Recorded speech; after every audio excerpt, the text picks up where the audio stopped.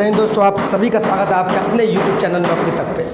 हम पुनः उपस्थित एक नए वीडियो में, आप ये वीडियो देख सकते हैं। और सबसे पहले माफ़ी चाहेंगे कि अभी हमारे घर में, चूँकि मैं आप लोग को बता चुका हूँ कि जो हम नए कोर्स का जो लॉन्च करने वाले हैं, तो अभी हमारे घर में पेंटिंग का काम चल रहा है, तो आप सुन सकते हैं खटखट का आवाज़ आता होगा, इसके लिए माफ़ी चाहेंगे। थोड़ा आप एडजस्ट कर लीजिएगा, ठीक है। उसका भी मैं वीडियो लाऊंगा जिससे कि आप लोग को और थोड़ा आवाज़ भी गूंज रहा होगा, क्योंकि क्या हो गया, घर थोड़ा खाली खाली सा हो गया। मैं दिखाऊंगा जहाँ मैं पढ़ाता हूँ, एक्चुअली वहाँ क्या बताऊँ मैं, लेकिन फिर भी आपके लिए वीडियो लाना ज़रूरी था, तो आप थोड़ा एडजस्ट कीजिएगा अपने आप को। और मैं धीरे धीरे बोलूँगा जिससे कि आपको आवाज़, चूँकि गूंज रहा है अभी, चूँकि पेंटिंग चल रहा है, ठीक है, मैनेज कीजिएगा। ये वीडियो कुछ हटके है। हमारे जो कुछ अभ्यर्थी हैं जो कमेंट किए हैं, देखिए फिर से मैं दिखाना चाहता हूँ। देखिए आपके कमेंट, यहाँ मैं सभी कमेंट लिखा हूँ। कमेंट क्यों लिखा हूँ? क्योंकि आपके कमेंट का जवाब भी देना होता है। ऐसा नहीं है कि आप कमेंट करते हैं मैं कमेंट नहीं देखता हूँ। आप खुद देख लीजिए, मैं सभी का कमेंट का जवाब देता हूँ। उसी में क्या है, बहुत सारे खासकर महिला साथी और भी जिनको नहीं पता हो, तो मैं सोचा इस पर वीडियो बना दूँ और आपके काम आ जाए। कि सर मान लीजिए बहुत सारा प्रश्न है, पहले आप ये जानिए कि सीटेट है क्या। पहले मैं ये बता दूं, कुछ अभ्यर्थी मान लीजिए डीएलएड में अभी एडमिशन लिए हैं, वो बीएड में एडमिशन लिए हैं और उनको नहीं पता है कि डीएलएड कर लिए, बीएड कर लिए, इसके बाद क्या एग्ज़ाम देना होगा जिससे कि हम टीचर बन सके, या बिहार में या अदर स्टेट में, तो उनको भी काम आ जाएगा। और आप तो जानते ही हैं सीटेट क्या है, चूँकि आप ऑलरेडी सीटेट पास भी है, तो आपके लिए भी कुछ प्रश्न हैं, ठीक है। लेकिन सभी के लिए एक चीज़ पहले जानिए, सीटेट शॉर्ट फॉर्म हुआ, जिनको बोलते हैं सी से सेंट्रल, टी से टीचर, ई से एलिजिबिलिटी, टी से test, central teacher eligibility test बोलते हैं, ठीक है। इसको हिंदी में बोलते हैं केंद्रीय शिक्षक पात्रता परीक्षा। ये एग्ज़ाम जो है सीटेट एग्ज़ाम, जो भी अभ्यर्थी या तो बीएड में एडमिशन लिए हैं या डीएलएड में, ठीक है, जो भी अभ्यर्थी बीएड या डीएलएड में एडमिशन ले लिए मान लीजिए, या किसी अदर स्टेट से भी है, उनके यहाँ कोई भी टीचिंग होता हो, बीएड का ही कोई दूसरा नाम हो, लेकिन बिहार में बीएड बोलते हैं, एक होता है डीएलएड। अगर आप एडमिशन ले चुके हैं बिहार में, एडमिशन लिए हुए आपका 2 दिन भी हुआ है, एडमिशन अच्छे से ले लिया, आपका कोर्स भी स्टार्ट हो गया बीएड का या डीएलएड का, और उसके दौरान भी आप सीटेट का एग्ज़ाम देते हैं, तो आप एलिजिबल हैं, वो डिग्री आपके लिए वैलिड कहलाएगा सीटेट का। पहले क्या था कि सीटेट का एग्ज़ाम, पहले क्या था, सीटेट का जो एग्ज़ाम वही देता था जिनका कोई मान लीजिए बीएड में है या डीएलएड में है। समझिए बात को, जब पहले का नियम क्या था, जब आप बीएड या डीएलएड का पहला साल फर्स्ट ईयर का एग्ज़ाम दे दिए और रिजल्ट आ गया, उसके बाद अगर सीटेट का एग्ज़ाम दीजिएगा, तब आपका सीटेट का डिग्री वैलिड माना जाता था।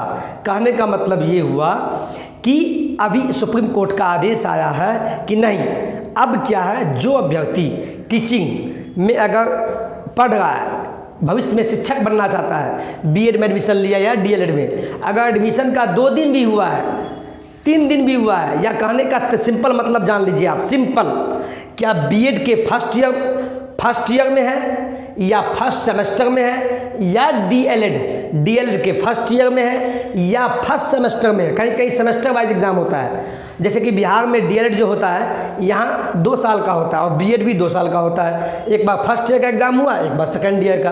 और कहीं कहीं पर बीएड या डीएलएड क्या होता है, साल में 2 सेमेस्टर होता है, 6-6 महीने पे। जैसे हरियाणा में सेमेस्टर एग्ज़ाम चलता है, मध्य प्रदेश में सेमेस्टर एग्ज़ाम होता है, यानी 2 साल का बीएड में 4 सेमेस्टर होता है।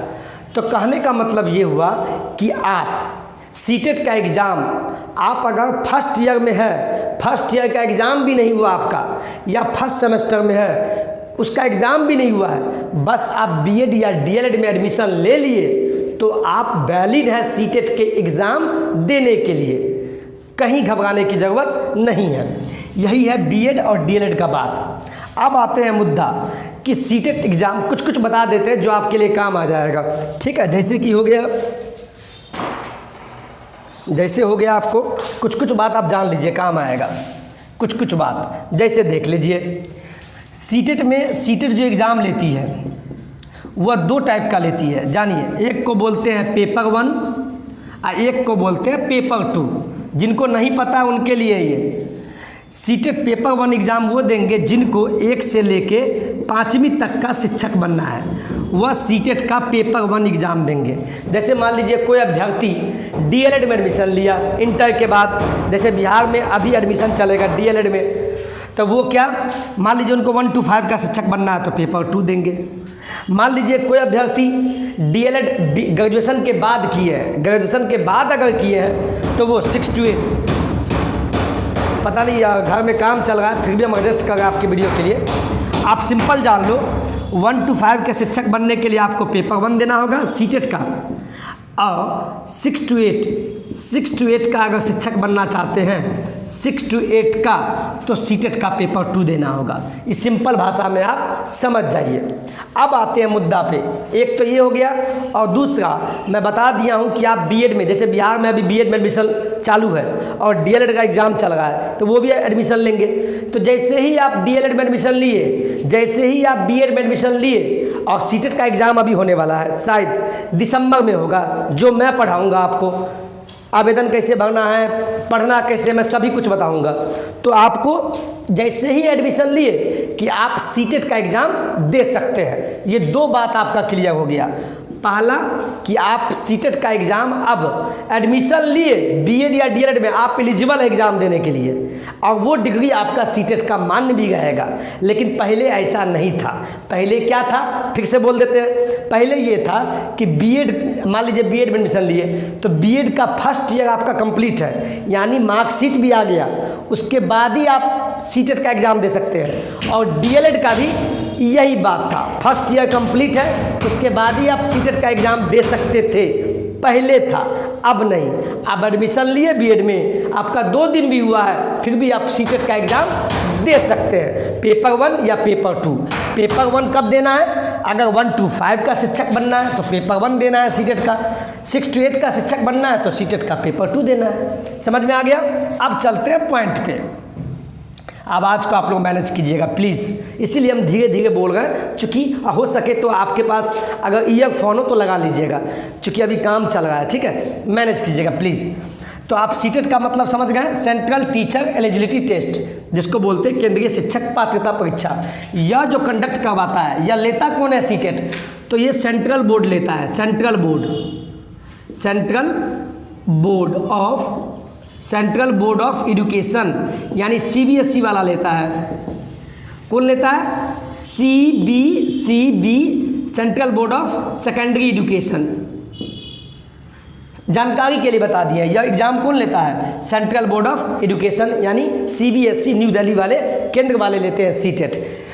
अब पहला क्वेश्चन लेते हैं, ये क्वेश्चन क्या है।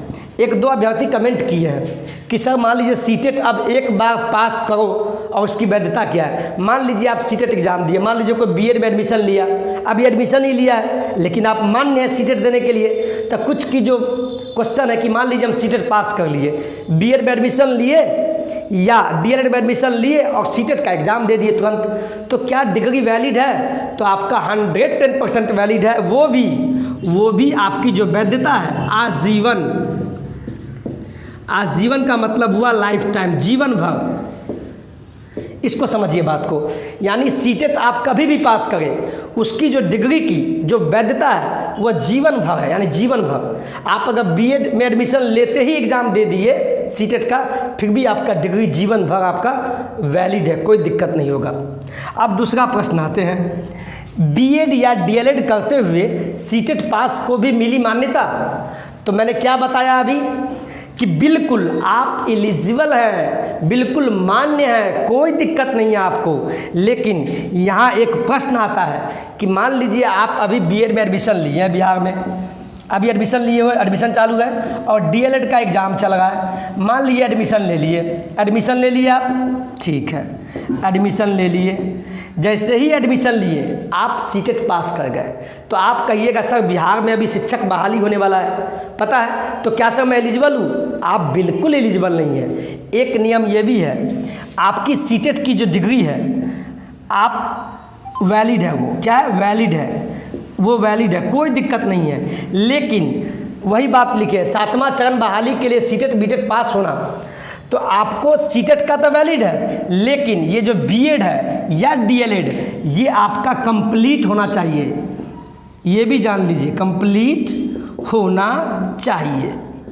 कंप्लीट होना चाहिए मतलब क्या हुआ कि मान लीजिए बीएड जो है 2 साल का होता है, डीएलएड 2 साल का होता है, यानी दोनों साल कंप्लीट हो, आपका मार्कशीट आ जाए या प्रोविजनल, सभी कुछ डिग्री कंप्लीट होगा और साथ में सीटेट का डिग्री आपके पास है, तब आप बिहार में शिक्षक बनने के लिए एलिजिबल है। बिहार में ही नहीं, अदर स्टेट में भी जहाँ सीटेट को मान्यता दिया गया है वहाँ भी आप शिक्षक बन जाएंगे। समझ में आ गया? तो यही हम कहना चाह रहे थे। यानी मैंने क्या लिखा, बीएड या डीएलएड करते हुए सीटेट पास को भी मिली मान्यता। बिल्कुल वही बात मैंने पहले बताया है कि जैसे ही आप बीएड में एडमिशन लिए या डीएलएड में एडमिशन लिए और लाइन भी कट चुका है तो आप लोग मैनेज कर लीजिएगा। हम लाइट बढ़ा के देखते हैं आपको। जी आप, हाँ लाइन कट चुका है तो इसको मैनेज कीजिएगा, ठीक है। चूँकि आप मैं तो पहले ही बता चुका हूँ, अभी मैं अपने रूम में सेटअप कर रहा हूँ, चूँकि पेंटिंग भी होगा और 2-3 दिन में आपका डिजिटल बोर्ड भी लग जाएगा, लाइटिंग की व्यवस्था भी कर लेंगे।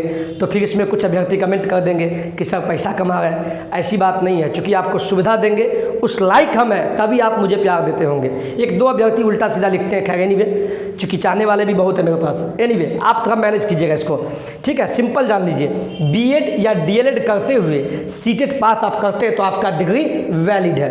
अब आते हैं तीसरा पॉइंट, 7वां चरण बहाली के लिए सीटेट या बीटेट, देखिए लाइन में, ठीक है ना। हाँ क्वेश्चन देखिए, 7वां चरण बहाली के लिए सीटेट या बीटेट पास होना जरूरी है क्या? बिल्कुल। आप मान लीजिए सभी डिग्री कंप्लीट है, आप बीएड भी कर लिए, डीएलएड भी कर लिए, सब कुछ कंप्लीट है और सीटेट नहीं पास है, तब आप कैसे एलिजिबल होइएगा बताइए?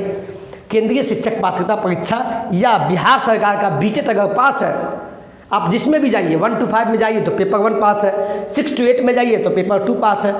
तो 7वां चरण बहाली में बैठने के लिए सभी डॉक्यूमेंट के साथ में आपको सीटेट और बीटेट पास होना ज़रूरी है। तो इसका जवाब है आपको, जब 7वां चरण बहाली के लिए जरूरी है क्या? हाँ बिल्कुल हाँ, यानी आपको सीटेट और बीटेट पास होना ज़रूरी है। तो यही आज का वीडियो था। ये वीडियो थोड़ा लंबा हो गया होगा और लाइन भी कट गया, खैर एनीवे।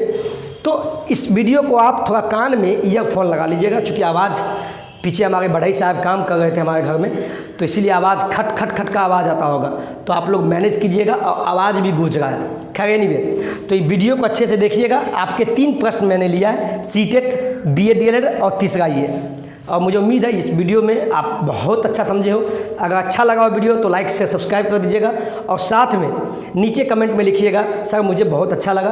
और आपका भी कोई सवाल होगा तो मैं जवाब दूंगा, लेकिन आप कमेंट कीजिए, ठीक है। चलिए आज के वीडियो में इतना ही। वीडियो अच्छा लगा तो लाइक शेयर कर दीजिएगा। जय बिहार, जय हिंद, जय भारत।